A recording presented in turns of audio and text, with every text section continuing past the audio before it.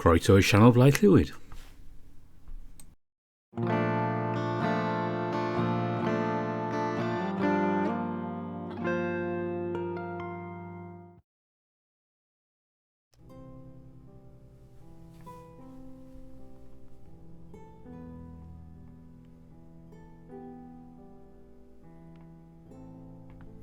On a rather snowy day in May.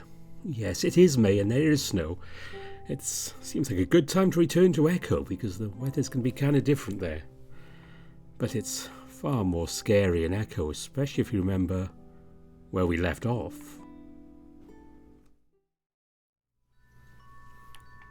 The heat is almost unbearable. My fur is damp from sweat, the skin underneath itching and uncomfortable. I can feel the sun on my face, the brightness turning the insides of my eyelids a dazzling red. I don't want to open them though. No, I just want to sleep. I almost do fall asleep, where a distant chorus of shouts and screams jolts me back awake. Now I do try to open my eyes, but I can't. It's like they're glued shut. I reach up to paw at them, but my arms won't lift. I must be dreaming, stuck in a paralysis. So I lay there, listening to the shouting and screaming, imagining an angry mob. After what seems like hours, the voices fade and the red turns deeper, darker, blood-like, as if the sun is setting. And that's when I can finally drift away, back to sleep. A soft, choking moan brings me back to the surface. I'm still hot and sweaty, but the blazing sun isn't shining in my face anymore. I wiggle my fingers and shift my arms a bit, feeling them glide over fabric. At least I'm not paralysed anymore. Another moan, followed by a coughing sound, forces me to open my eyes, realising it's not part of a dream. I stare up at the ceiling. A textured beige ceiling. I'm back in the room where I'd slept. How long ago? A day? A few days? It doesn't matter, because everything comes back to me at once. I feel like a lead weight has just dropped onto my chest, knocking the wind out of me. Fuck, is this not over? I'm starting to become convinced that this is never going to end. We're stuck in a loop, just like in my dreams. Another moan, slightly weaker, makes me sit up and look around the room. I'm alone as far as I can tell. Where are the others? Am I actually alone? I can't stop a soft whimper coming from my mouth at the thought of being separated from the others. I was barely keeping it together with Carl, but without him... A loud cough through the wall behind me makes me jump again. I quickly slide off the bed, and immediately cringe as my weight comes to rest on my swollen ankle. I sag against the bed for a moment, squinting my eyes shut as I wonder why my ankle is only getting stiffer. Maybe the fall Carl had taken made it even worse. The thought that those moans could be coming from Carl spurs me to straighten up and carefully hop towards the door. You have to stifle a short yelp with every bounce, and by the time I reach the doorframe I have to lean against it to catch my breath. My hand shakes as I rub my eyes, the pain making me wonder if I'll ever be able to walk without a limp again. Another groan from the room next to me forces me to move again. In the hallway now, I'm able to make out the sounds a bit better and realise it has a feminine quality to it. Jenna? My voice comes out in a crackly squeak, and I grunt to clear my throat. Jenna? I try again and wait, but I get no response in return. I force myself to step into the hallway, clinging to the wall for support. When I look down the hall to the door next to mine, I find something very familiar. A damaged wooden door, the middle bulging and splintered out as if something had hit it from the other side. Memories of a bad smell, a dark concrete room, and a noose. I hold tight to the door frame, feeling my knees tremble, both from the pain and the fear. I look behind me, hoping to see Carl, maybe even Raven. A shuffling sound followed by another cough and gurgle draws my eyes back to the door. If it's Jenna, I have to act now. I steady myself against the wall as I hop slowly to the door, eyes watering with the pain now. Reaching out with a shaking hand, I start to slowly push at the door. I'm hoping I might be able to crack it open just a little bit and not draw the attention of whatever is inside. The door only shifts a little though, and seems to catch on the ground underneath it. It lets out a rough scratching sound that makes my fur raise up. Gritting my teeth, I forego the stealthy approach and give it a hard shove. This time it opens halfway and I'm able to see into the room. Just like last time, there's no light coming from within the room itself. Instead, I have to rely on the dim yellow light coming from the hallway. It casts a widening band of light into the concrete room as the door opens. The smell hits me like a wave, and I immediately gag, doubling over and pressing a hand to my nose while pulling up the neck of my shirt over my nose. Sure, I smell like BO from the 2 days of running in fear, but it's better than the sweet smell of rotting meat that's enveloping me. Still shaking, I peer into the room while I lean against the door. I'm only able to see the cracked concrete floor and walls. The grunting, choking sounds reach a peak now, and it's coming from beyond the band of light. Its inky blackness isn't all that different from what Carl and I had run through. Hello? No response. Sounds like the grunting has stopped too. Shit, I have to do something now. I think about just kicking the door open and jumping back. And remember there's really nothing I can do with my feet right now. Taking a deep breath, I set both hands against the door. I steel myself whatever I'm about to see, then shove the door as hard as I can. The door swings in suddenly, scraping horribly against the floor the entire way. I yelp at the suddenness of it all, the tension all exploding out of me at once as I jump back in fear. The band of light widens, sweeping over the entirety of the concrete room before the door finally lodges against the wall with a snapping sound. I almost lose my balance, arms swinging around cartoonishly as I try to hop on one foot. At the same time, I'm fearfully eyeing the opening, terrified of what I'm about to see. And what I do see is definitely terrifying. It's Jenna, in the middle of the room. She's hanging from the noose, her muzzle tilted up so I'm able to clearly see the rope digging into the fur around her neck, painfully tight. Her toes are barely touching the floor. It doesn't even look like she's trying to keep herself up. It looks like she's unconscious. Jenna! There's no response, and I find myself leaping in her direction. I forget about my ankle until all of my weight comes down on it twice in my mad dash, and I literally scream as it happens. There isn't any time to worry about it though, so I grab at Jenna, unsure what to do. First I try to wrap my arms around her and lift her up, screaming again as I set my weight down on my foot. She doesn't respond to any of this, and just hangs limp in my arms, which terrifies me even more. I reach up and pluck uselessly at the hangman's knot that I immediately know isn't going to budge, no matter how much I pull. Carl! Carl, help! I feel myself starting to panic. Desperately I look around, trying to find something, anything I might be able to use to cut at the rope. Jenna? I call up at her.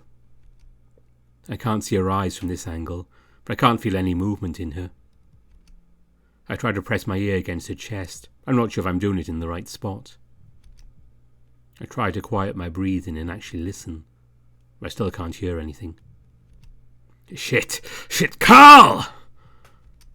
I feel myself start to hyperventilate and I try again to slow my breathing. If I pass out right now, I'm going to be less out than I already am. The world is starting to take on a surreal tint. I think I'm actually dreaming. I think about running to the kitchen, but I don't want to let her go, especially since I feel like she's on the edge of dying right now. I reach up again and start trying to worm my fingers underneath the rope. But it's useless. It's way too tight. My eyes start to water as I realise I'm not helping her at all right now, aside from maybe taking a little pressure off her neck. But it might be too late anyway. Help! I'm suddenly hyper-aware of the screaming pain in my ankle and I feel it giving out. So are my arms, burning with the strain of trying to hold Jenna up. I press my face against her chest, feeling myself start to give up. On everything. And then suddenly the weight disappears, and I feel Jenna lift up several inches into the air. I look up and see Carl next to me, his big arms easily able to keep the fox off the ground. Not only that, but he's got a knife in one hand. I recognise it's the same knife Carl had used earlier in the hallway. Carl! I sob with relief as he sets his sword at the rope, and soon all three of us come crashing to the ground as Jen is cut free. We lay there in a heaving heap. The only sounds are gasps as we all try to catch our breaths, Jenna being the loudest. After a while I sit up and look over at her. She's already sitting up herself, one hand to her neck rubbing at it. You okay? I reach out to her. I'm fine. She leans away a little from my hand, so I drop it. I thought you were going to die, Jenna. My voice is all shuddering and I struggle to keep my emotions under control, to not have a panic attack. Whatever's controlling this whole scenario just tried to kill one of us. And I guess that's already happened with that shadow creature thing, and even with what's happened to Raven. Jenna picks up the knife and brings it up to her neck, starting to saw away at the rope. I can help. She ignores me. I look over at Carl and see that he's flat on his back, arms spread out. Thank you, Carl. I don't know what I'd have done if you hadn't showed up. Carl raises a hand in acknowledgement. How the hell did you get a knife? Carl takes a few more gasps to catch his breath. I heard you guys and saw that. He gestures up at the hanging rope. The end of it frizzed out after the cut. I remember that knife I dropped when we were here before. Oh, thank God. We lay there a while longer, Jenna busy hacking at the rope, Carl choosing to stare up at the ceiling. That almost peaceful silence is shattered as a husky stumbles into the doorframe, grasping the walls he practically trips in. Oh, hey guys! He grins, waving a hand as he rights himself. He looks around at us, taking in the scene. What happened? Jenna got hanged. Carl cut her down. There's really no way to sugarcoat it. Oh, crap. He stares wide-eyed at Jenna. Well, I guess it's surprising it wasn't me this time, huh? He lets out a high-pitched, nervous laugh. None of us even cracks a smile. You're okay, though? Fine. Raven looks around the room. Well, it looks like we're still here. Carl lets out a big, shuddery breath. I don't know if I can do this anymore. What do you mean? Oh, I'm stuck. I don't know what else we're supposed to do. Just keep looking around. We're finding stuff, right? Oh, now what? Get sucked into another fucked up place where I'll be chased around and almost killed? He waves his hand in Jenna's direction. Look what just happened. It wants us dead. Carl. I trail off. What? I try to think of something to say, anything that might convince the ram to keep going. Just a while ago, minutes, hours, days, I was having the same doubts. But for some reason, Carl's sudden demeanour of defeat has me more motivated. Because if Carl gives up, where else is there to keep me going? It's a soft snap. I look over to see that Jen has pulled the rope from her throat. How's your neck? Jenna rubs it. Fine. Her voice has an air of complete disinterest despite the situation. She seems distracted too, her eyes flicking around to the ceiling, like she's expecting something to happen up there. I look up too, but all I see is concrete that's spiderweb with cracks. The rope, I notice, is hanging from nothing. It sort of just grows out of the ceiling. Carl lets out another sigh next to me. Oh, I wish I had a joint. I feel a small flicker of annoyance. And how will that help anything? Carl's quiet for a moment, clearly sensing the change in my mood. I immediately regret it, but I don't have the energy to take it back. Because it might make me feel a little better. I'm making you feel less? We need to be alert right now so we can figure this out. I bring my tone back down to normal, realising how unfair it would be if I get mad at Carl right now. I don't know if we can, though. Carl's lips tug down in a frown. Looks like he's trying to keep himself from crying.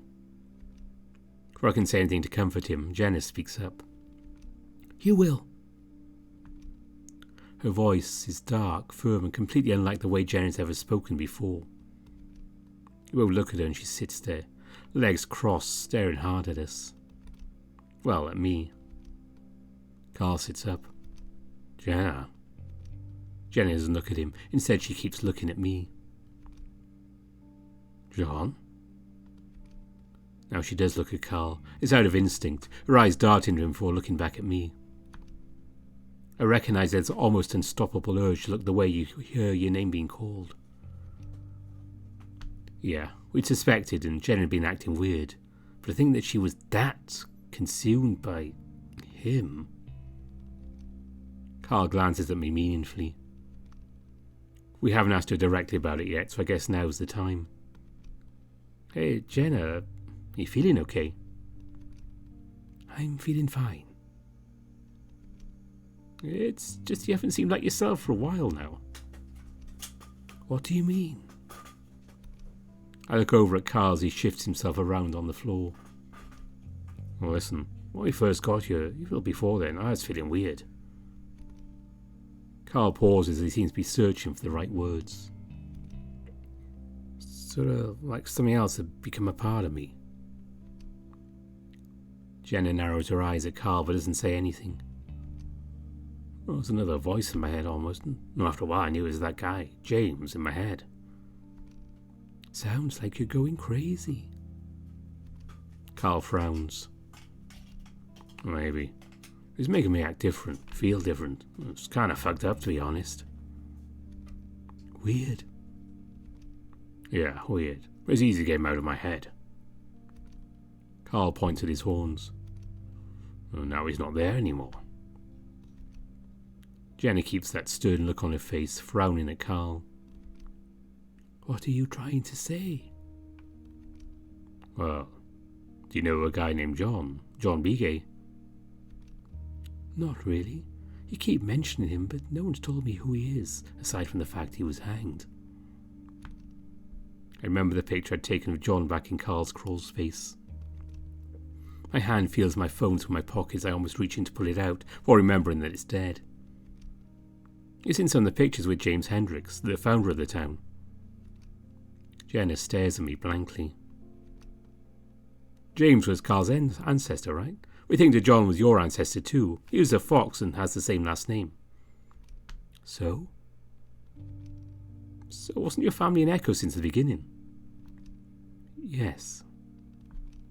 So it seems like you're probably related to him, right? Jenna stares hard at me, then at Carl. Our family doesn't have records like yours, Carl. Carl frowns again. You say that like it's my fault. Maybe it is. Carl starts to sputter again, right at him before he can defend himself. See, Jenna doesn't talk like that. You wouldn't say something like that. Jenna doesn't say anything, keeping up her glare at Carl. Carl clears his throat nervously. What I'm trying to say is that maybe your ancestors in your head like mine was? I don't think so. Carl lets out a frustrated sigh. I mean, something's different with you, dude. I can see it. Chase sees it. I nod in confirmation. Raven suddenly cuts in.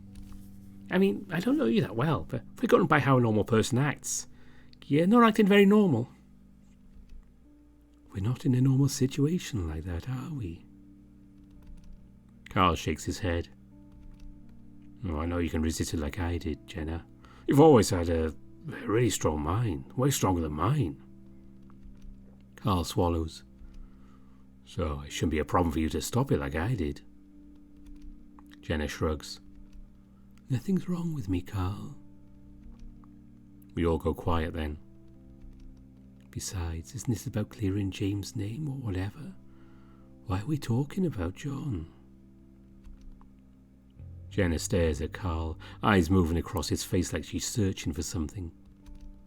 Carl stares hard right back at her. Unless you don't want to fight it. Jenna's expression remains emotionless. I mean, are you letting him? I don't know, Carl. Are you letting him control you? No, I already told you I fought him out. How do we know that's true? Carl throws his hands up. Dude, why would I lie? Carl looks at me for some help. Yeah, Carl's way different than he was earlier. He's himself now.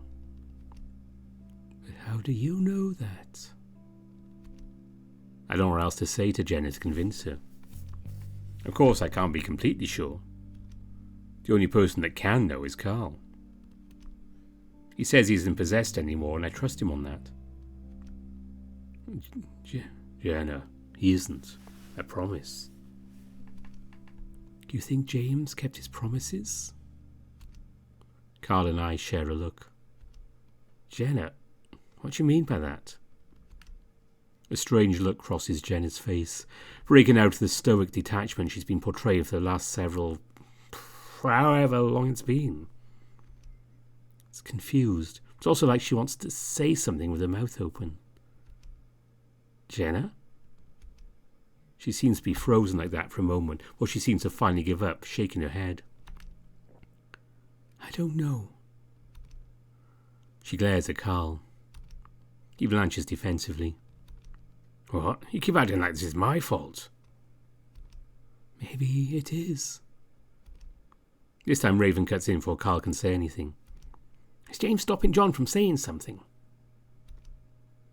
I watch Jenna closely, and that's when she finally looks away. I don't know. Jenna, are John and James upset with one another? Jenna shrugs, not looking at me.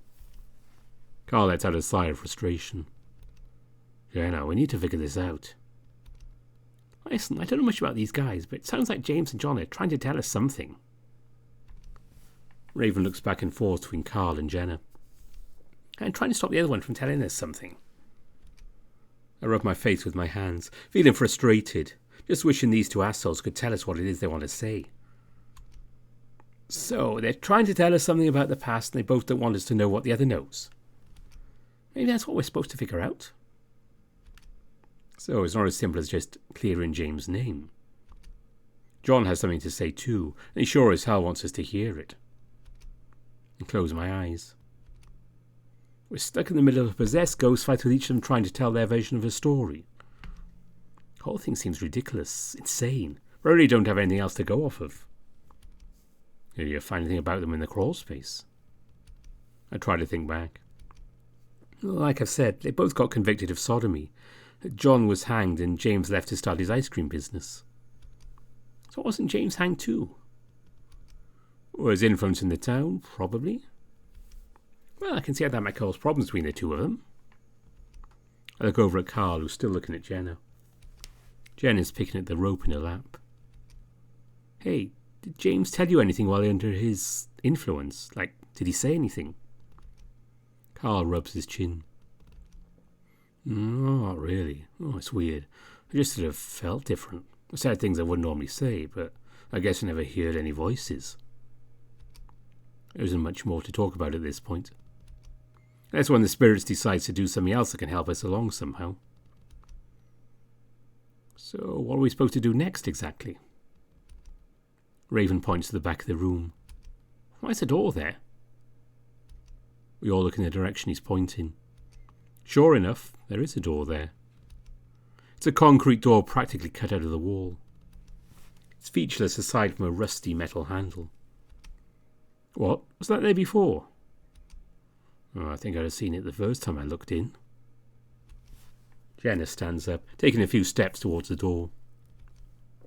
What, so we're just going to go through another door? Carl's laying back down on the floor on his back, staring up at the ceiling again. I can understand where he's coming from. Another door to possibly another nightmare. His sudden reluctance is making it easier for me to find the strength to keep going. I reach out, resting a hand on his. Carl, this might be the last one. It might be the way out. Carl snorts. Seriously, dude? Then you're just going to let us go? We've accomplished nothing. We can leave you here if you prefer. I glare at Jenna, but she's not even looking at me, instead staring at the concrete door. Carl, we have to keep moving. If we go through another door, we're at least going somewhere. Yeah, besides the bad stuff's only happened to me and Jenna, so you guys probably have nothing to worry about. We can't stay here forever. I gently stroke the back of Carl's furry hand. He laughs again. Maybe we could. Just keep putting grilled cheese sandwiches out of the cupboard. Carl props himself up on his elbows. Who knows? Maybe I can get some weed out of there. Carl looks back out into the hallway, apparently seriously considering that. Come on, man. We're all going in together. I reach out both my hands to him expectantly, since I can't get up on my own. Carl stares at them contemplatively for a moment, then finally gets to his feet while pulling me up onto his back with a loud grunt. Alright, man. This freaky, spooky ghost dimension goes on for another fucking door. I'm going to pull a joint from the magic cupboard. Of course. Jen is already standing in front of the door. I don't want to pass out again. We just did that. I look back towards the hallway. You know, maybe we should check the rest. Jenna reaches forward to grab up the metal handle, and before any of us can say anything more, she yanks it open. A trail leads through the desert landscape, and cacti and boulders obscure my view on either side. The ground is rocky, and dust kicks up with each step I take. As I continue up the path, I can see the 3 peaks of the Casademonio Mountains in front of me. I'm heading towards the town of Echo, just over those mountains. As I get closer, I notice the trail branches off towards the side of the mountain. I follow the trail with my eyes into the hazy distance, almost disappearing into the heat waves. Still, I can make out a small, dark hole. The mine. Something should just be left alone. Dust swirls silently at the mouth of the mine, almost sparkling in the bright noon light. Every single person here. Something seems to pulse out of the entrance, sending almost visible waves through the air. You'll never escape. You will always come back. Red seeps from the hole, running up the side of the mountain in a wave, turning rock and dust the colour of blood. You'll always be running in circles. I start jogging up the trail, panting in the desert heat, not sure what I'm doing. The sky in front of me lights up that same ominous red colour, in the direction of Echo. Somehow I'm able to scale the side of the mountain in just seconds. I get to the peak and look over the edge. I see the town, but it's not the town I remember. At least not all of it. Lake Emma is in the distance to the left. The motel and supermarket are to the right. But the ruins by the lake aren't just old foundation remnants anymore. They're fully standing now with their log walls and roofs. Several dozen more houses run up the side of the lake, standing in stark contrast to the more modern buildings further away toward Main Street. There are even a few buildings I don't recognise.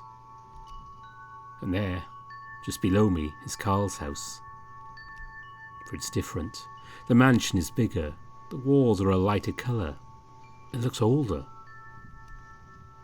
Somehow I'm already there, like I just teleported straight down to stand on the road in front of Carl's house. I stare down the slope toward the town, and there, next to the road, is a wooden platform built out under a tree. There's a rope hanging from the tree, a noose, I look back down at the town, at all of the different buildings. But no matter which structure I'm looking at, one thing's the same. They're all lit up blood red.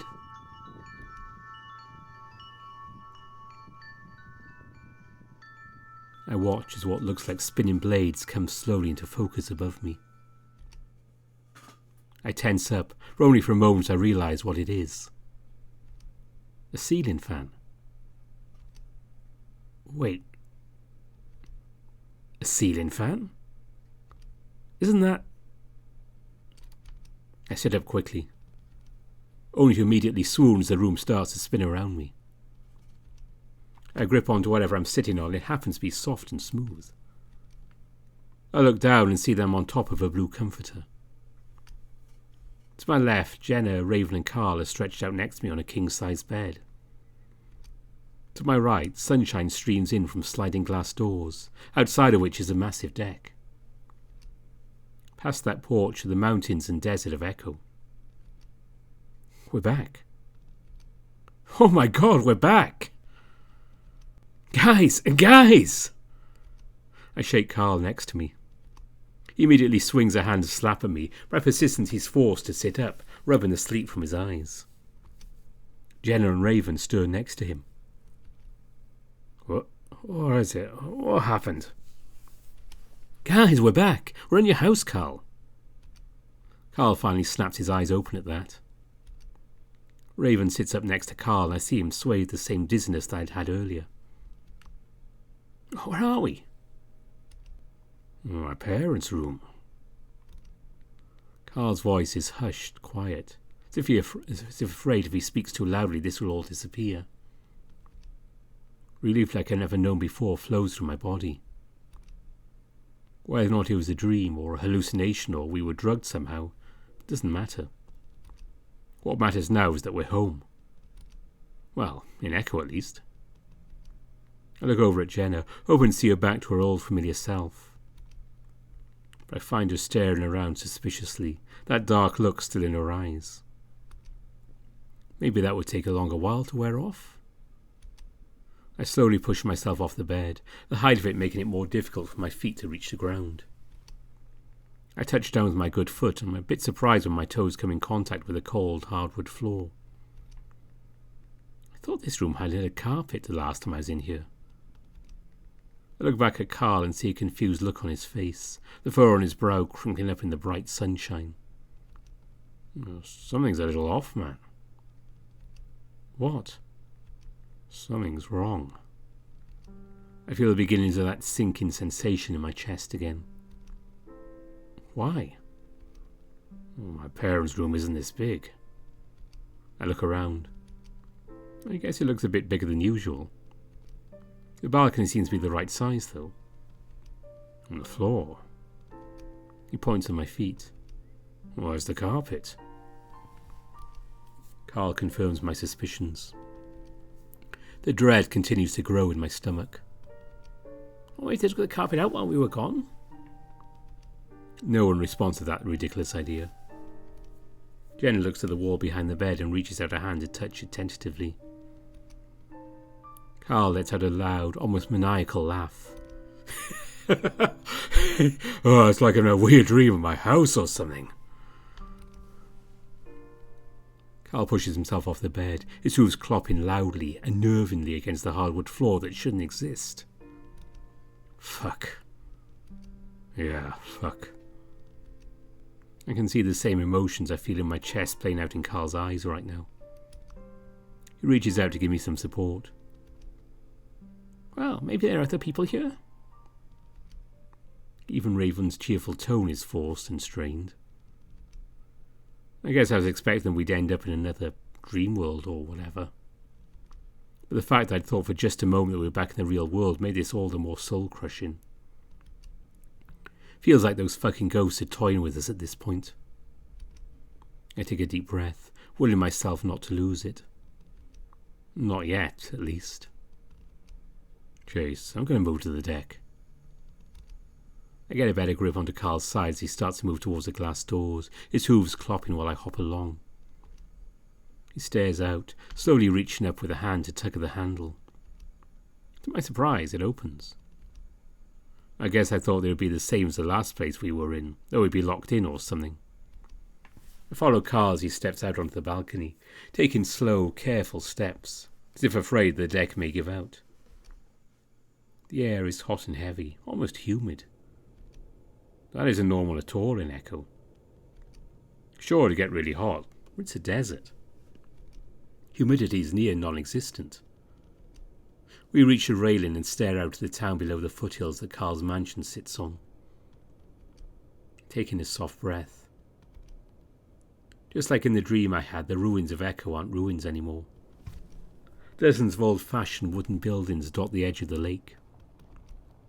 Little ways away I see the familiar buildings of the motel and supermarket, along with the small neighbourhood of my childhood.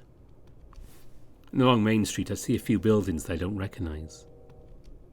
Not quite as old-fashioned as the buildings along the lake, but still pretty old-looking. What the hell? Carl almost whines out the words as I see him grip tightly into the railing. I move closer to his side, putting an arm around his shoulders. Come on, man. We're going to figure this out. This is just... I struggle to figure out what this just is, but I come up short. Listen, I saw this in a dream, and I think they were trying to tell me something. What dream? Dream I had before I woke up. I have them almost every time we pass out. Why are you the only one having these dreams?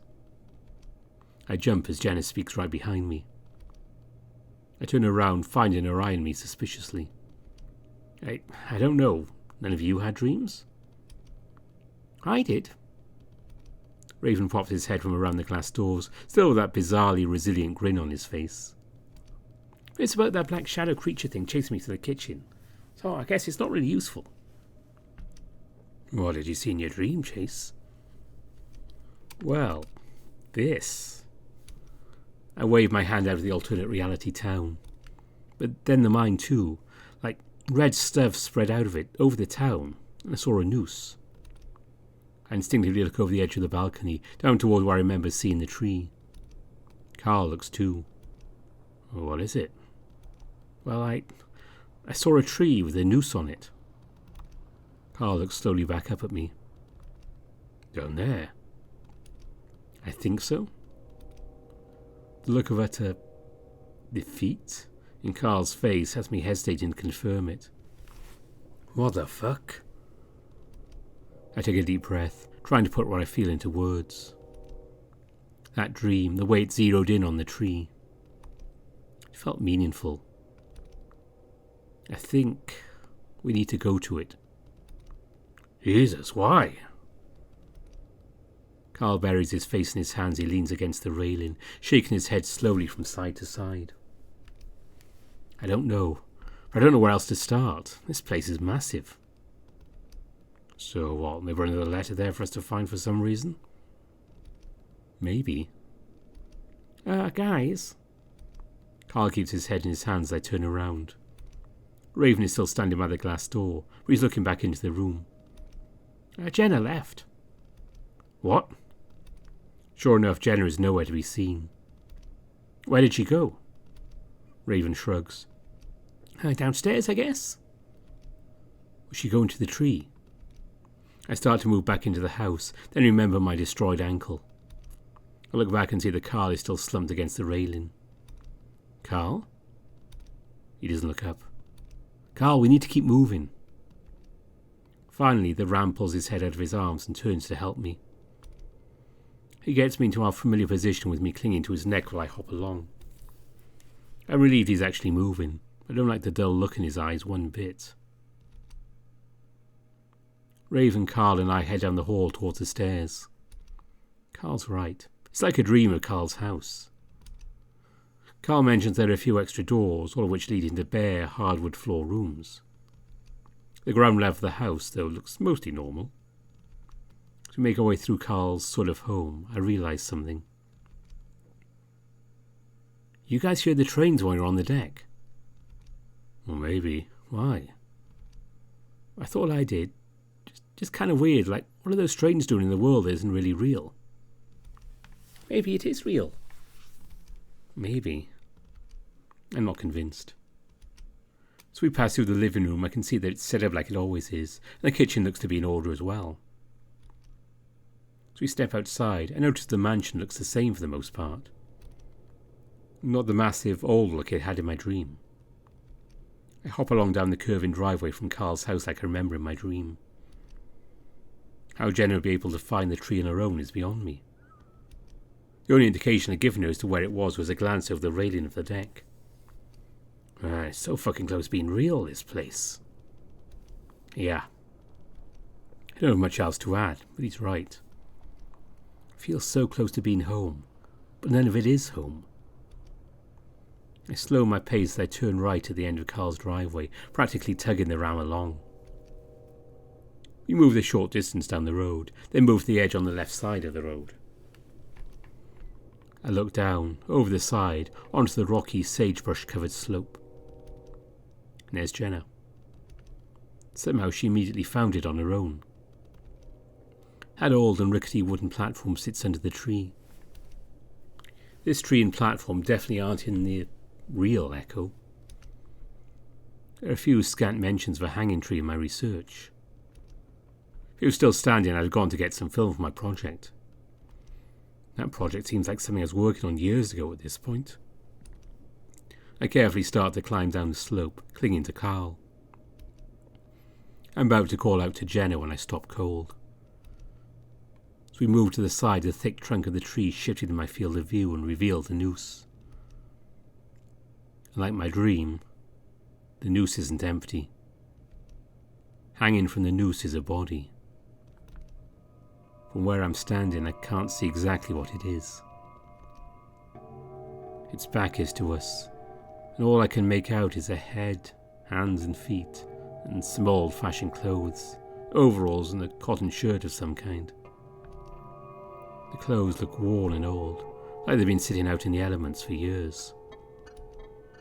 I stop moving, instead staring at the body. Carl freezes too. I can feel his ragged breathing in my ear. Jesus! Carl gasps. I stare for what feels like an entire minute before I can find my voice. Jenna? She's also facing the body, so I can't see her face, but she holds up a hand toward me to quiet me before slowly pacing around the platform. It looks like she's moving towards the front, so I steel myself and slowly follow her. I don't want to look at the body as I move, but I can't tear my eyes away. It's old, very old. The fur is mostly gone, the skin underneath black and leathery. The face is drooping and sunken, the eyelids closed. It's been out in the sun for a very long time. I don't know much about corpses, so I don't know how long. I just know it's been a very long time. From what I can tell, it's a canine of some kind. A fox? John? For some reason I look towards Jen and see if she'll let us know who it is. She doesn't, instead just staring at the body. Carl tightens his grip around my shoulders. I'm not sure if it's support against the uneven ground, or the horror in front of us. Raven has chosen not to follow. Instead he stands back behind the platform, looking away from the body. I swallow hard, trying to keep my nerves under control, trying to look at the situation like it's a simple task. Do you guys see anything? A note or something? Try to search the platform, avoid looking up at the body. There's something in its mouth. Carl points up at the corpse with a shaking finger. He's right. There's a flash of white in the mouth of the corpse, just barely sticking out from what look like gnarled teeth. Piece of paper, maybe?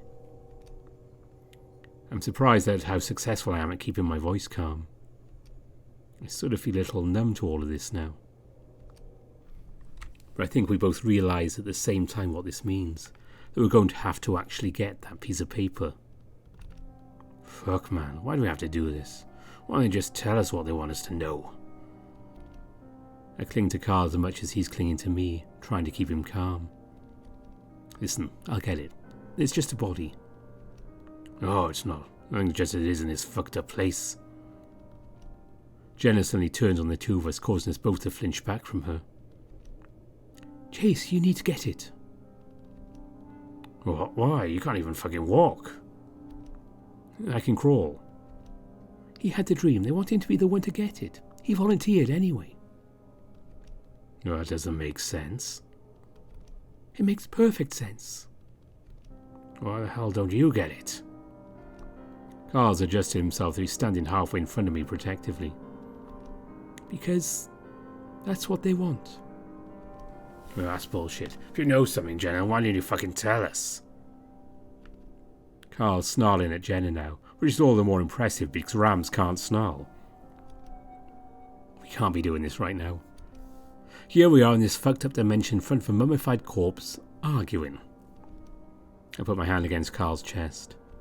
Listen, I get it. This is what they want, and this will help us move forward. I try not to think about actually going up the wooden steps to stand in front of that corpse, but I don't have any other options right now. Carl doesn't loosen his hold on me. Fuck no. Jenna, you get it since you seem to know what the fuck is going on. Carl squeezes me tighter against his chest as he leans in to glare at Jenna. Jenna glares right back. I can see her lips tremble and she appears to be holding back her own snarl. Oh, stop it. Carl, let go. I'm going to get the paper. No, Chase.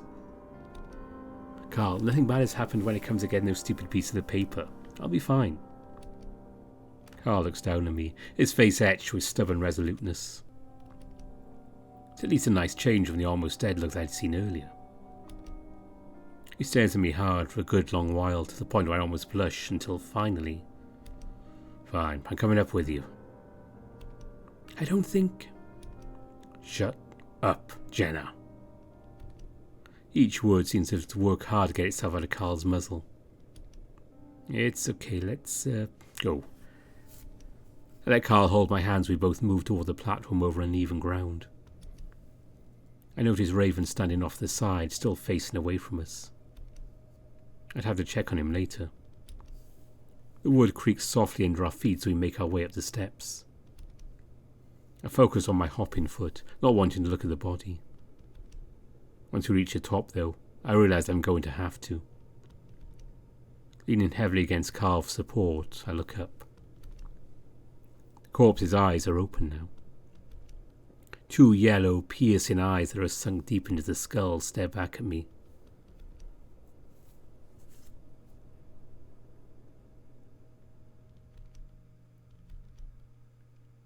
You are disgusting. I'm disgusting. You're abhorrent, despicable, horrible. For telling truths? For telling your own truth. You don't know my story, my truth. Your truth is an illusion. You cruel, filthy son of a bitch, what do you want from me? I want justice. You and your people don't know the meaning of the word. Just let it rest. Let me rest. And you leave me restless, murderer. You might have killed me physically, but you murdered my life, you fucking... The otter hears us. So, if he hears us, then he wants him to. Why does it? You think I know? Why did it create these places? Let us do small things and take it away. It's a game. My life, my reputation is a game to it. A game. Go on, why didn't you tell him your truth? Yeah, that works with you. I couldn't help him if I could. But you can't, can you? You are but smoke. Good thing too, you and your fucking lies. I will tell him this. Otter, you are stuck here because you cannot see the truth, and until you do, how will he know the truth if you only lie? You are disgusting.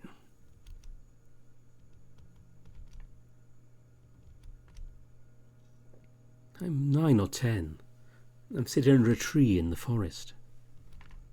I like the feeling you get when you finish crying. the stuffed up nose and throbbing in my head along the feeling of having just run 10 miles. Like I've just finished something really hard and now it's over. And then a creak in the branches above me. I look up and see the fox hanging from a rope. His dead eyes are on me.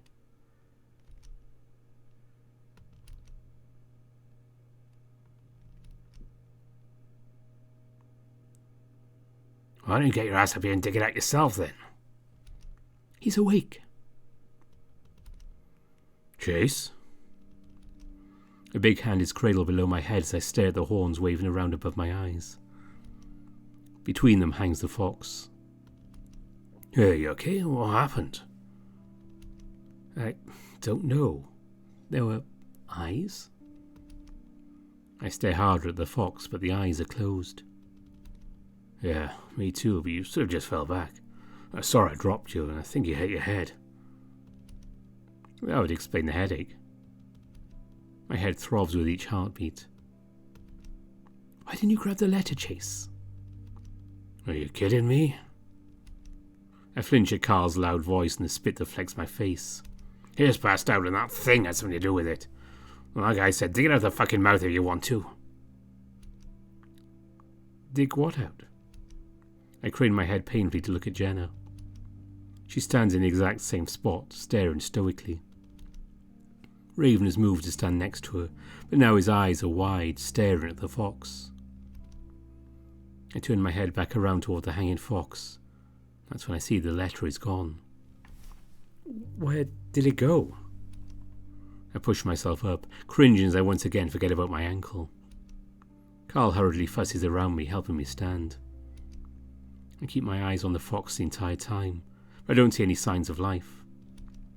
What happened? You fell. No, the fox. What happened to the letter? He ate it. Well, what? How? It just sort of gobbled it up. Carl's free hand gestures at his mouth. God. I lean my forehead against the ram's cheek as I close my eyes. So we're not supposed to read it? Raven's voice is small and quiet, nothing like his usual self, even during the time we spent here. No one says anything for a while. I clear my throat.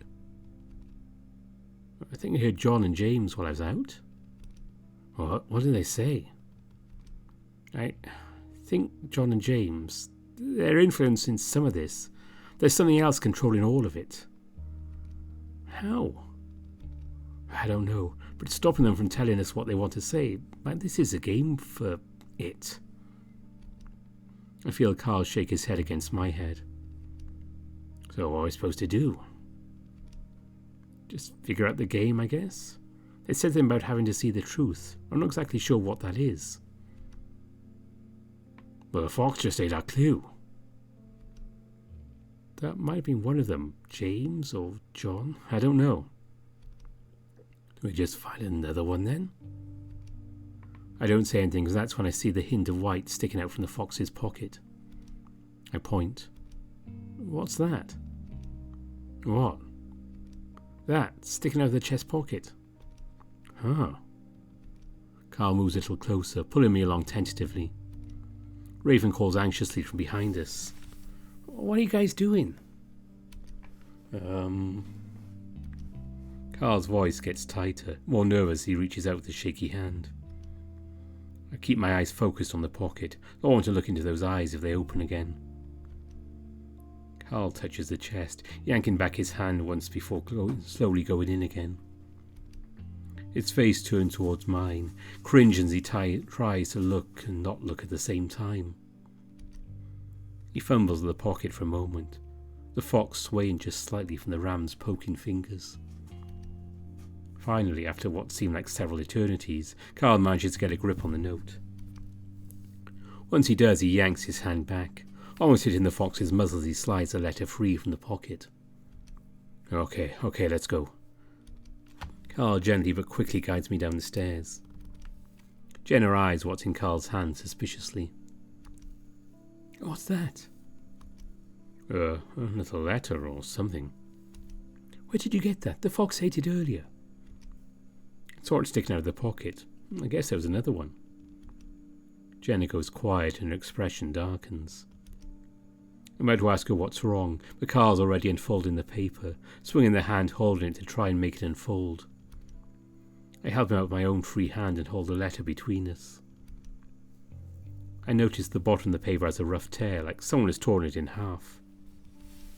Jenna and Raven moving closer opposite us. Please, let be this the one that gets us back. Doesn't look like a letter. In fact, it looks like a newspaper clipping. Well, a photocopied one anyway.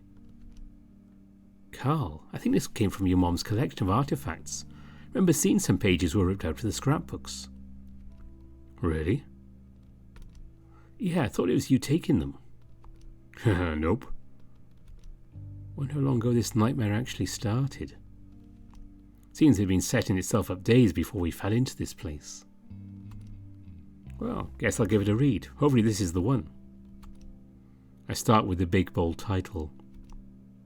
Echo researcher uncovers town's serial killer past.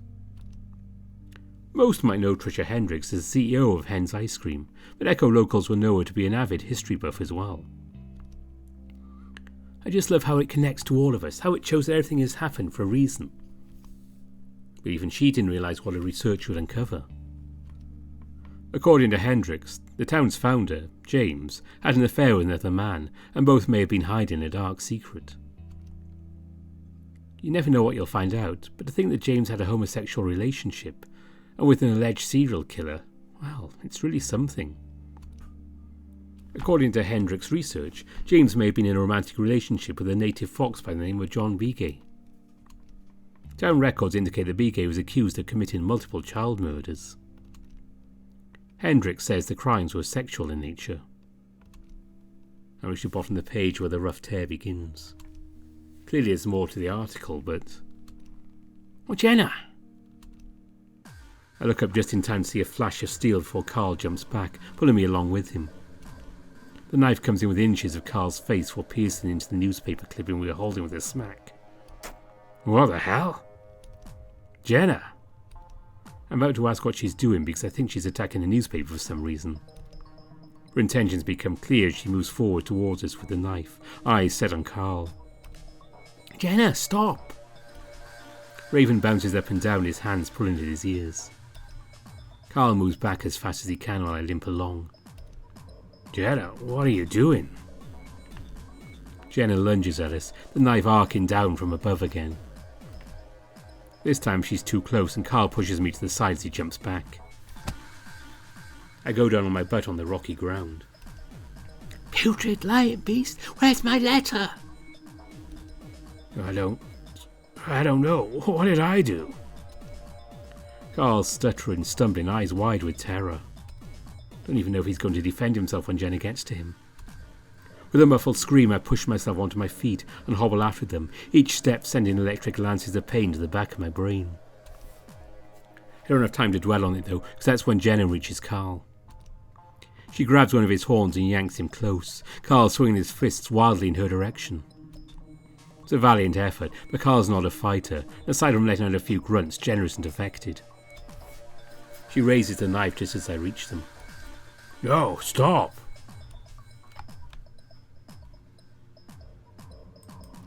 Carl, watch out! I yell as loud as I can before giving the fox the hardest shove I can give. I do it at an angle so she doesn't directly hit Carl. Carl leaps to the side as I slam into her, sending Jenna forward to faceplant into the rocks and dirt. I reach out to Carl just as Raven goes blurring past me. He leaps onto Jenna, pinning her down. No, just go. We'll fix them out later, but you need to get away, Carl. Raven snarls as he tries to keep Jenna pinned, something that doesn't match his cheerful face at all. Carl stumbles to his feet, then turns and starts jogging away. Carl, wait, help me up. Carl seems to hesitate before finally turning around, leaning over to help pick me up. And with that we limp away toward the road. I think we're heading toward the mansion again, but Carl turns us toward the road to the town instead. The growls and snarls get fainter behind us, and I start to worry about what's going to happen to Raven. Hopefully Jenna just stops once Carl's out of sight. He seems to be the only thing she's interested in right now. Carl breathes raggedly in my ear over the sound of his stumbling clops and my dragging shuffles. Carl, you want to go back to your house instead?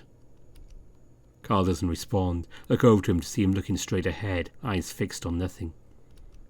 Carl? He gives his head a little shake, so I go back to staring at my own feet. My ankle is numb at this point, which I guess is better than the lancing pain I had earlier. We're further down the road now, the point where I can't hear Jenna or Raven anymore. Going this way might have been a good idea, since Jenna will probably end up going back to the mansion. Does she just need time to cool down? And where are we supposed to go now? I'm starting to realise that what just happened is going to affect everything. We're even going to be even near each other now. Jenna just tried to kill Carl. Jenna. Or John. I feel a sudden burst of anger towards him. A fucking serial killer possessing her, forcing her to do this shit. Carl's breathing is getting more ragged. I look over to him again and I'm not really surprised to see tracks of tears down his face. Carl, do you need to sit down a second, take a rest? A few seconds later, Carl stops abruptly next to a small boulder, then allow myself to be sat down on it. The ram doesn't sit down with me, though. Instead, he starts pacing back and forth in front of me, occasionally wiping his face with his arm.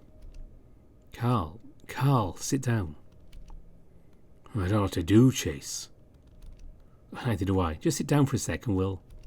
No, I don't know if we'll ever get out of here. Carl sobs and goes into a coughing fit. No, come on. We're doing good. We're at least getting somewhere. Well, this could go on forever. You don't know. I look up at the ram, trying to think of something comforting to say. Chase, I can't do this. I need a second. Carl turns and starts walking further down the road. Carl, wait, we shouldn't split up. Hang on. I stand unsteadily, leaning over to rest a hand on the rocks. I watch Carl continue his trek down the road toward the town.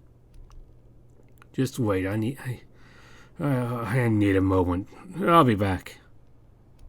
Carl! I feel myself start to panic as I stumble after him. I raise not only am I afraid for Carl, for what might happen if he runs off into this fake world. I'm also afraid of being alone here without Carl. I hobble after him, but I realise immediately that I'm not going to catch up. I watch him get further and further away down the middle of the road. I wheeze, clutching my chest as I try to keep up, the sides of my vision starting to turn white. I'm not sure what it is, the panic, my breathlessness, or the world itself. The whiteness seems to pulse with the faint sobs of the ram in front of me. Slowly the white takes over. I'm in a fog.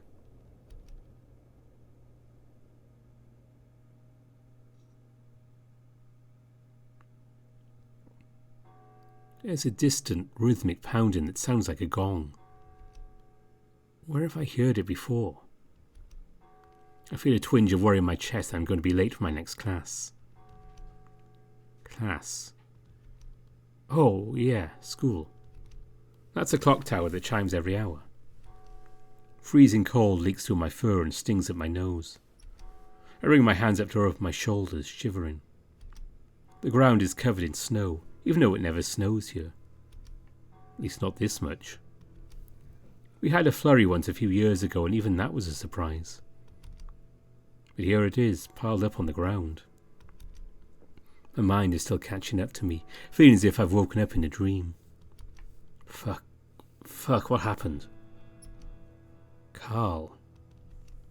I was chasing after Carl on the road. It all comes back to me slowly. I was going after Carl after Jenna tried to... I hear clopping up ahead of me. My head snaps up, looking into the fog, able to see clearly through it. Hello, Carl? My voice echoes in the emptiness of the university. Pueblo University. Feels like I haven't been here a month rather than just a week. I rub my shoulders again before padding up slowly to one of the buildings. The pain in my ankle now is a dull, throbbing feeling, almost like it's dead. That doesn't seem like a good thing, but at least I can walk. It's just that I have to limp, feeling like I'm walking with a giant log instead of a leg. I focus on the building in front of me. I don't remember this one. In fact, I don't really remember any of them. The buildings are different shapes, just built with the same materials and colours of the buildings at the university. I reach out, grasping at the handle. It's locked. I stare at the door for a while, unsure of what to do. More distant clopping up the sidewalk gets my attention, so I start moving in that direction again. Carl? I call out more softly now because I'm starting to feel afraid of where I am. Well, I can't see anyone. The fur on my neck is prickling, like I'm somehow extremely vulnerable. I guess the only thing I know for sure about this ordeal is that nothing is as it seems, and for some reason I don't feel like I'm in a safe place. You were never there for me, you know. I jump. Carl? The only response is silence. At least it sounded like Carl, kind of. It was crackly and muffled, like it was coming through a phone.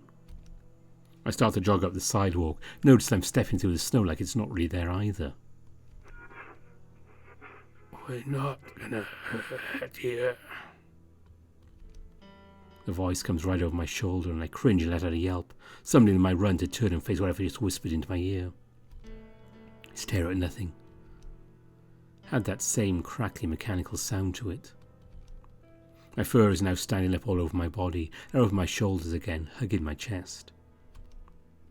A soft sound, maybe a footstep, behind me makes me whirl around the other direction to find more emptiness. I stifle a whine and start trotting up the sidewalk again. This place is different. Something about this place is dangerous. It's unlike the mansion, or the cabin, or even being next to that hanging guy. Something could hurt me here. I don't know how I know, but I know it. Carl? My voice is getting more desperate. I've never felt more alone. Right now, more than anything, I just want to find Carl. You want me to be there for you. I jump, but keep jogging, basically hopping with the way my leg isn't working at all. That's funny. The sidewalk starts to curve, like I'm on the school's pond. I whisper to myself, "Fuck, where are you?" As I keep walking, the ground no longer feels smooth. Instead, I feel little pointed bits of rock sticking into my feet pads, even though there's smooth pavement when I look down at the ground. I pass a little stone bench, one the car liked to sit on back when he was at school with me that first semester. I just can't, man. I wish I could, but every stupid fucking thing I say is so stupid. Trust me, man, it's not. I lift my hands up to my throat, shocked because I definitely didn't say that. My voice is coming through at the others, muffled, distant, from the direction of the bench. You don't understand. It's like I can't stop going over what I say to people, and I just worry about it for days after. Well, just don't. Just forget about it. Right. Seriously, man. No one cares. Just don't worry about it, okay? Yeah, okay. I turn around, moving back the way I came. I wanted to hear those voices coming from the bench. I move back to where I was and just look around. The sidewalk branches off in several different directions. I have no idea which one to take. You weren't there, Bobby. What? I stand there a moment, feeling the panic starting to rise. What's the matter, cuntface? We're not gonna hurt ya. That's not Carl, that's not me. I'm hearing things. I close my eyes, hugging my chest again, still in my breathing. Softer clopping sounds come from my left. Open my eyes, immediately move in that direction. Hey, we're just playing. I grit my teeth and mumble to myself. I was a kid. What was I supposed to do? There's no response as I keep moving. A loud pop makes me jump and cover my head. What the hell was that? Is that a gunshot? I crouch on the sidewalk, looking left and right but not seeing anyone. Someone shooting at me. It seemed kind of far away. Whatever it was, just sitting here probably isn't going to help me, so I start moving again, a little faster, half bent over. To my left I see the football stadium rising up into the fog. I'd gone there for a few games and the dance that they held on the field for homecoming. Dude, I'm not really very good. Wanna go back and play something? Come on, I told you not to be like this. Can't really help it, man. Just tough it out another hour. Oh man, I gotta head back. Alright then. Alright, later. I keep going, whispering to myself, to Carl. Is that you, Carl? Can you actually hear me? No response. I keep going, listening for clops. When I hear them, I follow. After what seems like about 10 minutes, I come up to a smaller building, one that the path leads directly into. I slow my pace as I come up to it, staring at the door. I listen for a long while, there aren't any more clops. I reach out and rest my hand on the handle, then give a slight pull, expecting it to be locked, but it inches open smoothly. Staring for a while longer, I finally pull the door open, and find our old dorm room. Like most things in this nightmare, it isn't exactly the same. Actually, it's probably about 3 times longer, like it's the interior of a stretched limo or something. And at the very end of it, I see Carl splayed out on one of the beds. Doesn't have a mattress in it, so he's just laying on a flat board. Slowly I hobble over to him. He's staring up at the ceiling. I'm kind of surprised to see a slight smile on his face. Hey, Carl. Carl looks over at me, surprised. Oh, hey dude, what's up? He laughs over those last few words. I stare at him. What? Are you okay? Actually, yeah, I kind of am. Are you sure? I move over to the opposite bed, my old bed. Yeah, for the first time all week, actually. I push myself onto the bed, which is off the ground a good 3 feet more than at the university. My feet dangle over the edge. Is your ankle okay? I told you to wait. I just needed a minute. I frown. Seriously? You just left me there in a place with smoke monsters. Carl grimaces. Yeah, sorry about that. What happened? I slide around on the bed to face the ram, noticing that while they're tall, they're a lot shorter in length. Short enough that Carl's hooves stick over the edge. Well, Janet tried to kill me. I rub my shoulder, looking away. Yeah, but you know she's not in her right mind right now. We talk about how maybe John... Oh, it's definitely John. James tried to do the same thing to me. Yeah, I was going to ask what that was like. Carl pokes the wall above his head, tapping it with his finger. Well, he basically just told me I needed to find some stuff out, keep lies from getting out, but he couldn't tell me why. I wonder what John's telling Jenna. Carl shrugs. I mean, can't be good if he's a serial killer. Yeah. Another period of silence. I don't mind it. Kind of feels nice. Not at all like outside where I felt like I was in imminent danger. The only problem right now is that something smells kind of bad, but it's subtle enough that it's not really bothering me. So, right at the university, huh? Yep. Wonder why. You hear the voices out there? Yeah. Things go quiet again. I wonder what the hell Carl might be thinking. He looks ridiculously peaceful. Okay, did you find weed somewhere? 'Cause you're looking as chill as I've ever seen you. Oh, yeah? Yeah. Carl scratches his nose. Well, I guess I just realized some stuff. I wait, but he doesn't go on. Like what? Well, Chase, that I don't need you. I frown. What? Carl laughs. Oh, no offense, man. But I realize I rely on people too much, you know? I still don't really know. Did something happen? Oh, I guess I always sort of held it against you. What happened with Clint back in the day?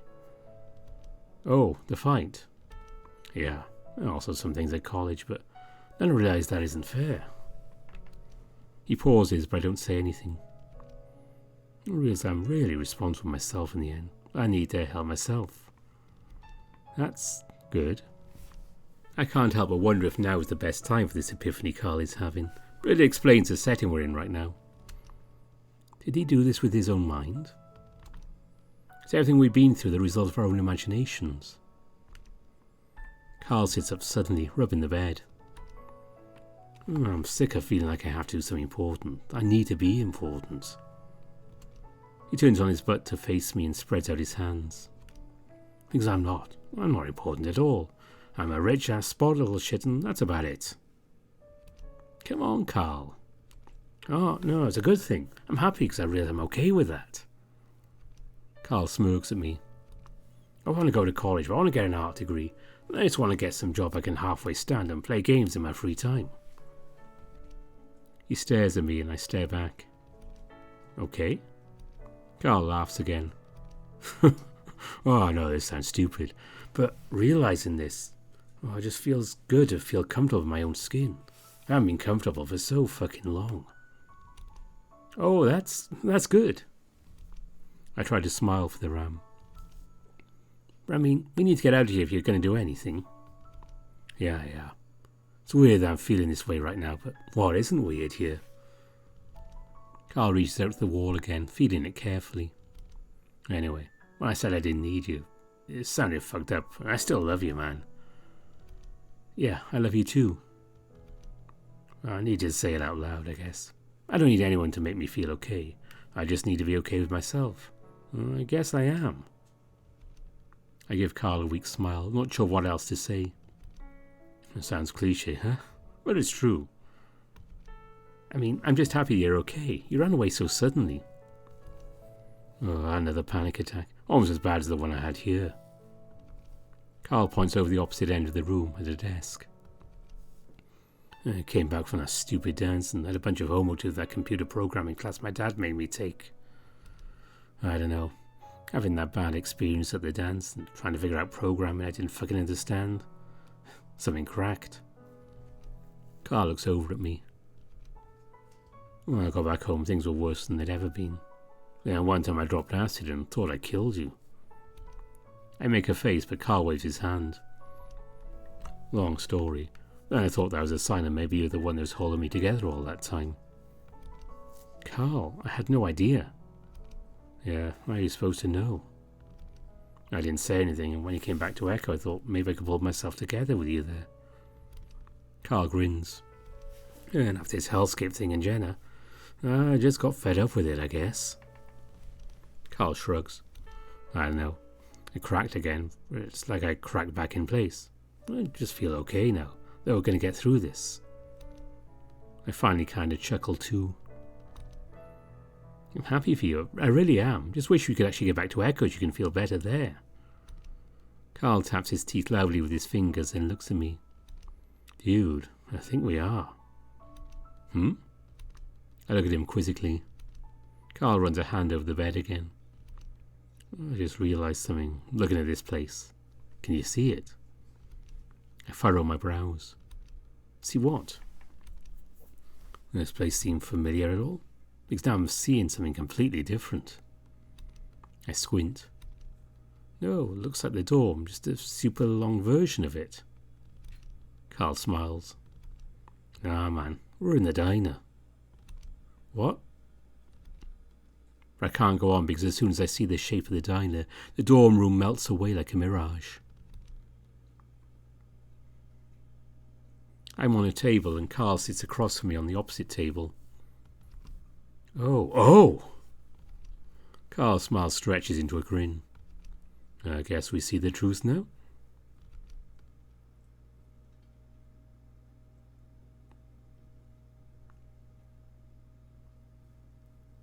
So, we've been here the whole time. I gasp heavily, leaning on Carl as we make our way up the road toward the mansion. It looks that way. I think it all happened in my house.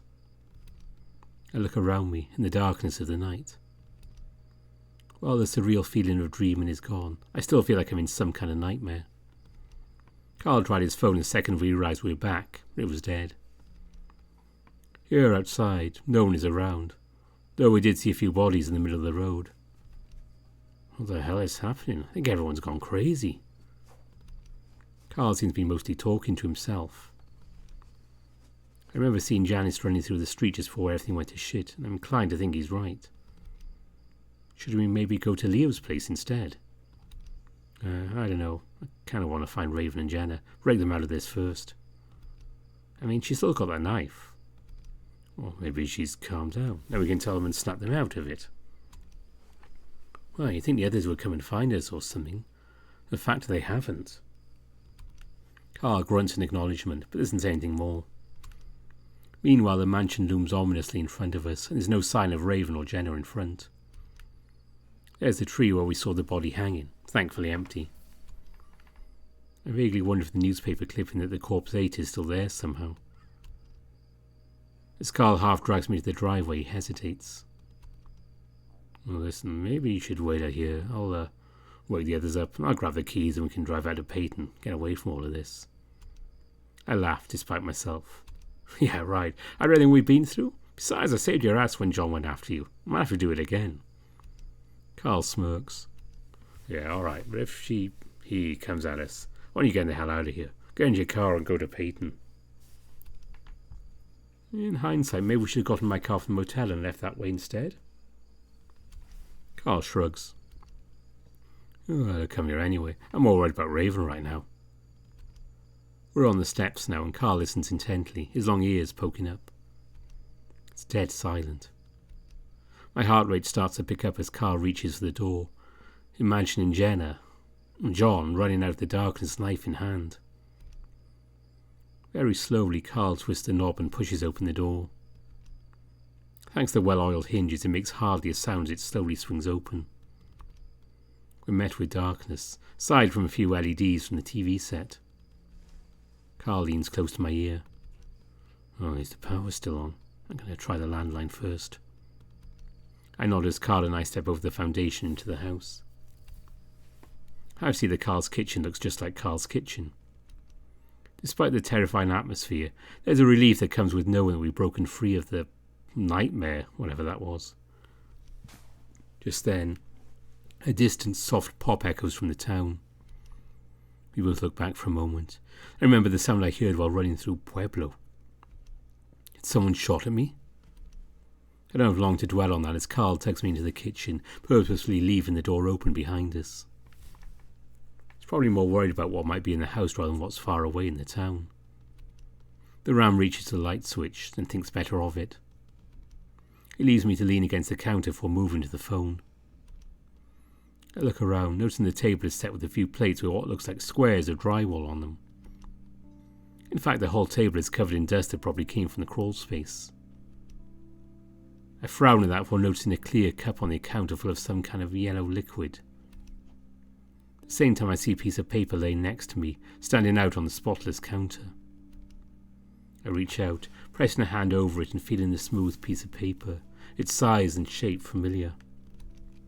I pick it up, looking around for a light source before seeing the fridge and hobbling over to it. Well, mine's dead. What are you doing, dude? I open the fridge, letting the dim yellow light spill out. I hold up the paper, which seems to be a copy of a newspaper clipping. Is this the photocopy from the cabin? I whisper loudly. Masato boy missing. Native settler tensions rise. 5th native boy goes missing in 2 years. Native chief says disappearances did not happen until after settlers arrived. James Hendricks has been confined in the county jail pending further evidence. I look up at Carl. Wait, so is it James that was kidnapping children? Carl shrugs at me. I really don't know, man. I don't think it matters right now. He did have a point considering we weren't trapped in a nightmare anymore, but I still feel like something is missing. Yeah, you're right. I fold up and shove the paper into my pocket anyway. So, the phone's dead. I think we should just grab the keys and... Carl's ears prick up.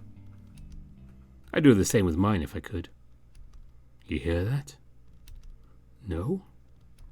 Carl moves to the stairs. Well, stay here. I'll be right back. I shout, whisper. What?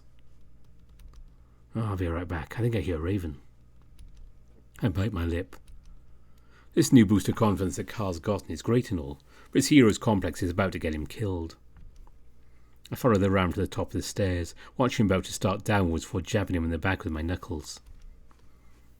I look back in the almost as dark kitchen before making up my mind and hopping down the stairs after the ram. He jumps. Holy shit, you scared the hell out of me. Carl also shout whispers. Well, fuck you for thinking of leaving me up here. I told you outside we're sticking together. Okay, just hold on my shirt or something. Okay. With that, Carl starts making his way down the stairs with me limping behind. Slowly but surely I start to hear something too. It's muffled and quiet and sounds very much like a voice. The voice is calm and reasonable. I'm pretty sure it's Raven's. Carl stops next to a door on our left where the voice seems to be coming from. Wait, maybe I should open it? Jen is in there. It's like she's going after me, right? Carl seems to hesitate in the darkness. No, man. Don't worry, you'll be right next to me, right? There's a moment of silence again before Carl shifts next to me to the side of the door. Alright, but get behind me if she goes after you. I nod as well, even if he can't see me. I take a breath, steeling myself for what might be behind the door. Slowly, I push it open. It's also dark in this room, the weight room, I realise. The talking stops immediately before it turns into a whine. Oh my god, the door opened by itself, this is insane! I feel the light switch next to the door and flip it on. There sits Raven, tied up to a weight machine with what looks like several pieces of clothing. A few pieces of paper sit on his lap and on the ground. The husky is staring right at me, but there's no sign of recognition in his face. There's no sign of Jenna either, thank God. Raven? Oh God, it knows my name! Raven starts writhing around in his bonds. Oh, Mr. Ghosting, what do you want? Do you want money? Well, I don't have very much money at all. I work at the mall. Carl pokes his head in two. Hey, Raven, can you hear me? But Raven keeps babbling on about his job. Carl frowns and shifts past me into the room. I stand in the doorway, looking back into the hall, but only seeing darkness. Raven's still chattering when Carl reaches out, resting a hand on his shoulder. The shriek that Raven lets out makes my fur stand on end. Oh my god, no! Shh. Carl presses a hand in the husky's mouth, muffling his nose just a bit. That's when Raven's eyes widen. Whoa, oh hey Carl. He stares around wide-eyed. Wow, where am I? Oh, in my house, in my weight room. Are you okay? The husky looks at Carl again. What? How? Carl shrugs. We have no idea. I look back into the hallway to make sure Jen isn't coming after all that shrieking, then look back at the other two. So, it's that easy? We just have to touch him? Carl turns to me. Well, I guess it's like it really is just a dream or something. Hey, Chase. Raven is craning his head around Carl now. Hey, Raven. Raven stares around at the room again. Wow, just a second ago I was in a really fancy-looking bedroom, and a bed with curtains on it and stuff. Raven, how'd you get tied up? Oh, Jenna, of course. Actually, she calmed down a bit. I brought her to the house, and then she punched me. Carl sets to untying a husky while Raven rubs the back of his head against the weight machine. And I fell down the stairs, and she dragged me into this room and tied me up. Raven smiles sheepishly. Honestly, I probably could have fought her off. Facing a tiny, maybe a serial killer girl with a knife is kind of scary, so I just did what she told me. That's okay. Do you know where she is now? I glance back into the hallway. Still nothing. No, she went back out. She did come back like 10 minutes ago, though, and shoved those papers in my face. Raven points to the papers in his lap and on the ground with a freed hand. Carl gets started and tying the binds around his legs. Says about these being the real letters, the truth or whatever. I limp into the room, partly because I don't want to get caught by Jenna if she suddenly comes in, also because I want to look at the two letters. They're short. One of them is about a paragraph, the other is only a few words. It's second nature now. I pick up the longer one and read aloud. I don't know what to say after finding your dungeon. No, there are no other words for it, James. It is a dungeon. After finding the boy's body, finding out what you'd done to it, there truly are no words, James. I only know now why you were never satisfied with me. All of your sweet words have turned to poison. I'm leaving you to the law and leaving this wretched town behind. I only hope that God has no mercy on your soul. I pick up the other letter, placing it over the first. You are disgusting. I don't have James' letters, so I have no idea what John was responding to. Also don't know who to believe anymore. John or James or even the thing they were talking about could alter the notes left around in that dreamscape. There's no way I can even begin to piece together who's manipulating what. Maybe examine the real world now, and this is certainly real. This could be the actual truth. I also noticed a collection of dust on these photocopy pages.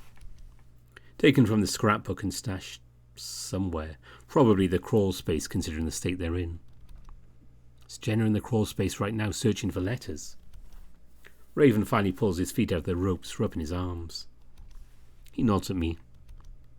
Said she wrote that one in jail after James had written to him. I gotta say, since that whole knife thing, seems like she doesn't know who she is.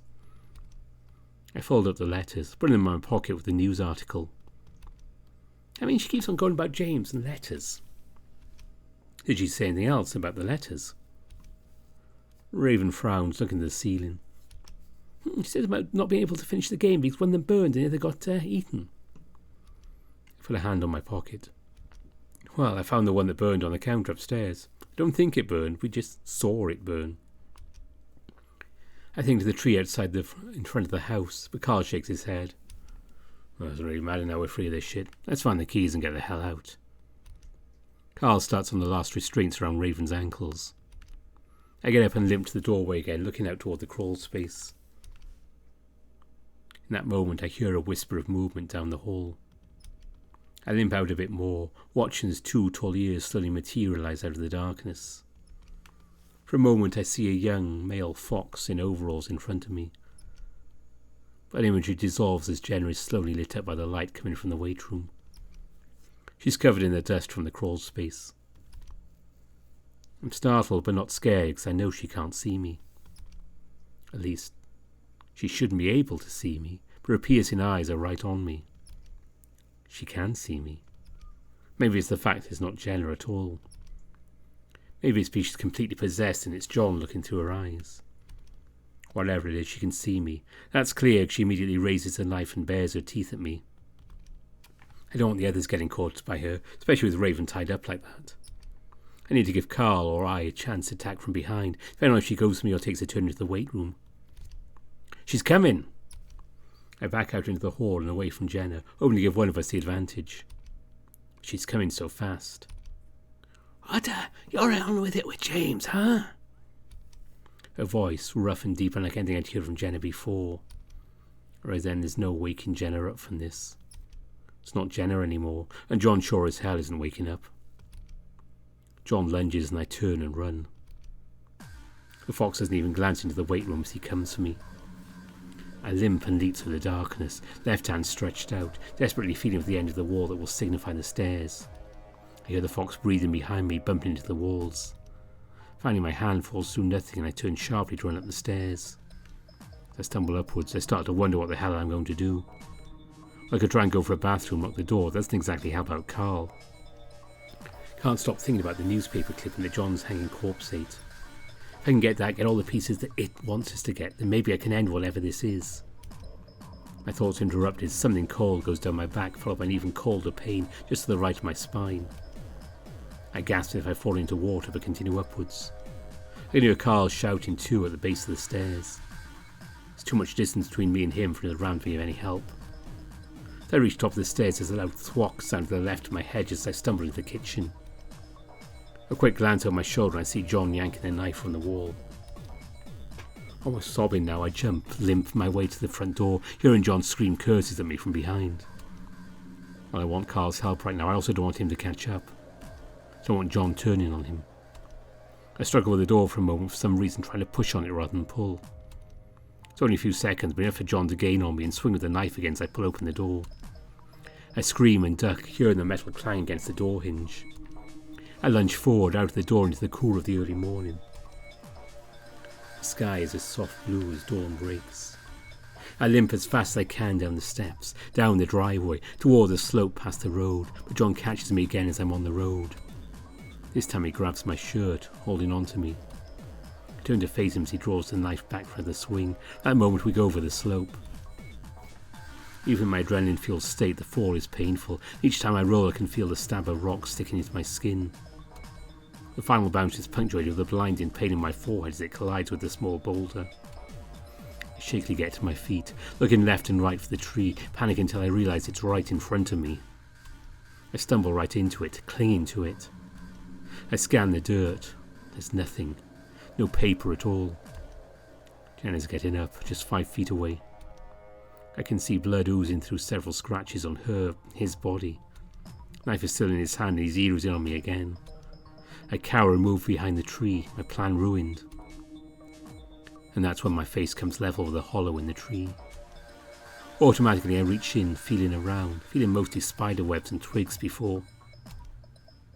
Carl appears at the top of the slope. Hey, stop! John whirls around, knife raised, immediately moves in the other direction. Yow! My hand finds the corner of a piece of paper. I pull out the newspaper clipping. I scan over it. It's another quote from Carl's mother. I begin to read, my voice cracking as I manage a shout. But I was able to open a lockbox kept by James himself. It was full of jail letters between him and John. John freezes in his steps, knife still raised, looking up at Carl. I don't want to sully the Hendricks name, but if what John said is true, James framed with the most heinous crime in Echo's history. In the meantime, Carl stumbles down the slope, moving carefully around the fox to stand next to me. I reach in my pocket and pull out the other pieces of paper. I hold them up. John, we know the truth. I'm going to tell everyone in my documentary, okay? I'm a journalist, a reporter. We see the truth.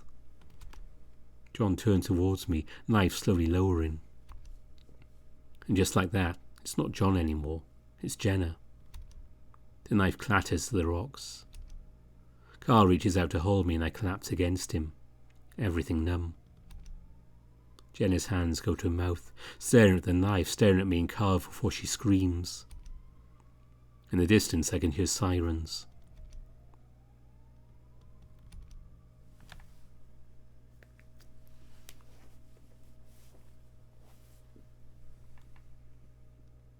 Is history subjective in nature? The story of James and John sure seems to be. All we have are a few written letters, and from these we must try to draw some sort of conclusion. In the end, it can't really be said what exactly happened almost 150 years ago. Instead, we can only provide the facts. Several native children went missing. James was accused of the crime before claiming that his secret lover John was the culprit. In his jail letters, Jonathan claims that he was framed by James. Because of the vigilante justice dealt out by the town, John never had a trial, and no record of the evidence collected exists. James, because of his influence, was allowed to leave and live hundreds of miles away on the west coast, where he eventually died. He never wrote of the incident again. Many believe that, as journalists, we're supposed to be unbiased and only state facts. That's not exactly true, as long as it's clear that we're stating an opinion. So I'd like to do that now. It's my opinion that John is innocent. We should be presumed innocent until proven guilty after all, and Jonathan has never even had that chance. According to accounts written by other townspeople, James was a deceitful and emotionally manipulative man. There are many accounts of his prejudices against the native people. In the end, the records that exist of John give us no reason to disbelieve him, while James has given us every reason to doubt him. But because time is evidence's worst enemy, it has been 150 years. The definitive answer will likely never be known. Like much of Echo, the story is lost to time. I'm Chase Hunter at Pueblo University, and this has been a special report on the town of Echo. I look over the report again, eyes stinging from staring at a monitor for too long. I'm a terrible writer, and the words of the script seem so clumsy. I shrug and decide I'll have time tomorrow to polish it up a bit. It's weird, writing the last word to a script I started almost 1.5 years ago. It's changed a lot since then, moving from a focus on hysteria to an old mansion mystery. My mind wanders back to that spring break in Echo. I still shake my head when I think about it, how it completely shattered my view on reality, my view on life. Of course, I couldn't come back to school right afterwards. I hadn't finished my project after all, eh? Actually, I needed therapy. We all did. Except Carl. He seemed to have come out of it better than he had been going into it, somehow. Everyone handles trauma differently, Jenna would say. In fact, she has a lot of things to say about what happened. While she didn't come out quite as unscathed as Carl, she's still tougher than me and actually went right back to school that summer. Now she's at Western, and a lot of her research is focused on folie à deux, or shared psychosis. Because of how everything went down, the things we felt and what we saw, Jen is convinced that that's what took place. She brought up the way we primed each other to hear and see things. The way things we saw didn't seem to have any rhyme or reason of what they were. While I do believe a lot of what we saw came from ourselves, I'm not fully convinced that explains all of it. Mainly because the rest of the townspeople went through their own nightmare that night. I still can't believe the things that Leo and TJ went through. Still, I'm glad she can find a way to explain it to herself. She told me over the phone just last week that she hasn't forgiven herself, that she should have been stronger than that. I've told her over and over that it's not her fault, but I guess after coming to with a knife in her hand and her friend stabbed, it left an impression. I rest my hand on the thick scar through my shirt that runs all the way down my back and wiggle the ankle that causes me a permanent limp. Still, this whole incident, it actually brought us closer. At least for Jenna, Carl and I. Hell, even Raven. It's still painful to think about how Flynn, Leo and TJ, poor TJ, aren't really talking anymore. I guess it's the fact that we went through completely different things during the incident. Of course, we told the police there was someone else who had stabbed me while the town descended into madness. Echo, a name now famous worldwide after the mass hysteria incident that truly brought a dying town to its ultimate end. At least in terms of being a failed town. While no one really lives there now, it's certainly become a tourist attraction. Countless news reports, TV shows and paranormal investigators descended on the area. Especially once a news story changed from spree killings leave 9 dead to whole town went nuts. Luckily not a lot of focus fell on us since we weren't exactly living in Echo anymore. We just got into the ambulances and left. Carl, on the other hand, along with the rest of his family, is still harassed by the media. Carl's mom, Tricia, is a pro at handling the media though. I still wonder about what exactly it was that stopped her from publishing all her findings. I'll have to ask her sometime, considering I'm practically family due to how much I visit with Carl. In the end, the relationship they had with Carl in the dreamscape didn't exactly survive in the real world.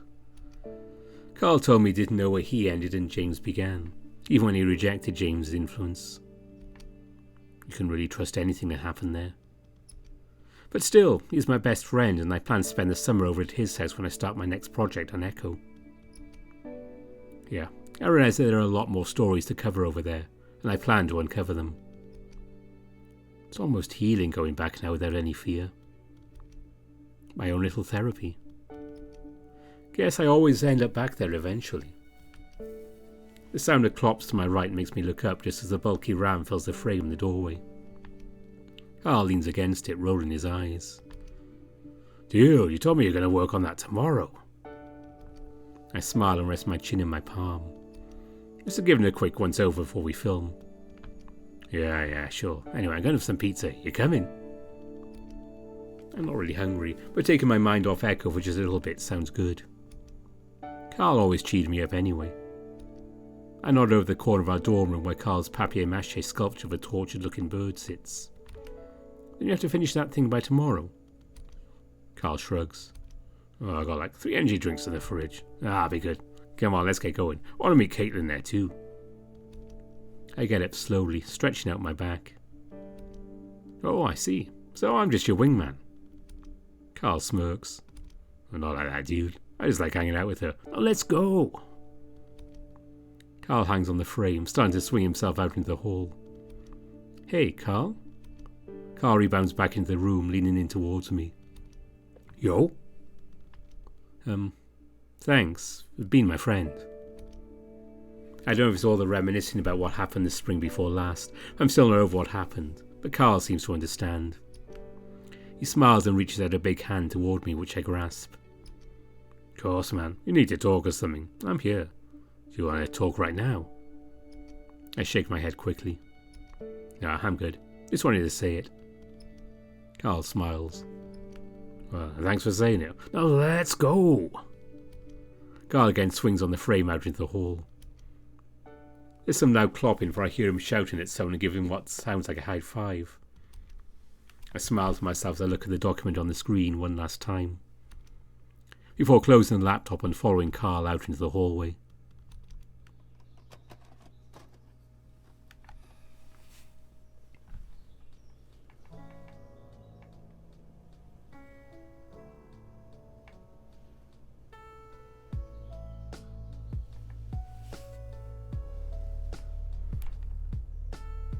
And that was Carl's good ending.